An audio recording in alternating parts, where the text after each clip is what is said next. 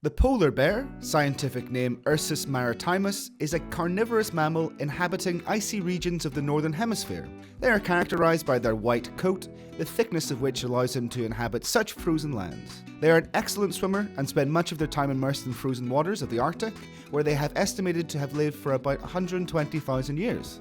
At the moment, the polar bear is considered a vulnerable species according to the International Union for the Conservation of Nature Red List.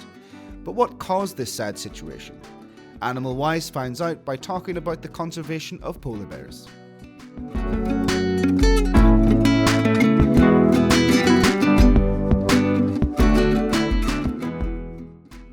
To better understand the causes of the decline in polar bear populations, we should start by reviewing some characteristics of the species. Did you know the polar bear has black skin? Although it can be hard to see due to their thick white coat, the polar bear's black skin acts to aid in capturing the sun's rays and helping to keep them insulated during cold winters. A thick layer of body fat also allows them to withstand the low temperatures of their environment. Polar bears are large animals, with adult males reaching up to 2 meters in length and weighing around 500 kilograms. They are carnivorous animals which feed mainly on large prey such as seals, beluga whales and other marine animals. They require around 30 kilograms of food a day to survive. A curious fact is that polar bears don't drink water, since there are very few freshwater resources in their habitat. Drinking the blood of their prey provides them with their necessary hydration. The majority of polar bear populations in existence today survive in a state of vulnerability with a drastic decline in their population. Part of the problem lies in hunting, which has been practiced on polar bears for centuries. It's currently prohibited in certain countries, but not Canada and Russia, where it is still carried out by indigenous populations, hunting parties, and even for hunting tourism.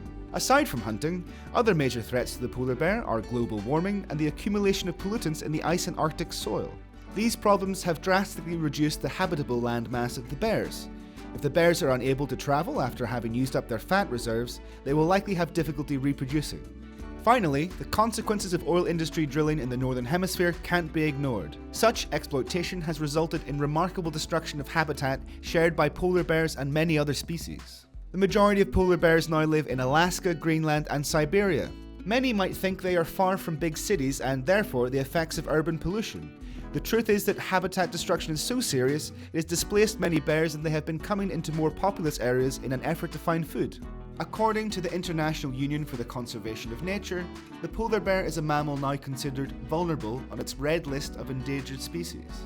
The organisation confirms that it is very likely the world population of polar bears will be reduced by more than a third in the next 35 to 40 years. The World Wildlife Fund goes further by claiming that there are only about 20,000 individual polar bears currently left, of which none will remain by the end of the century if the situation continues as is.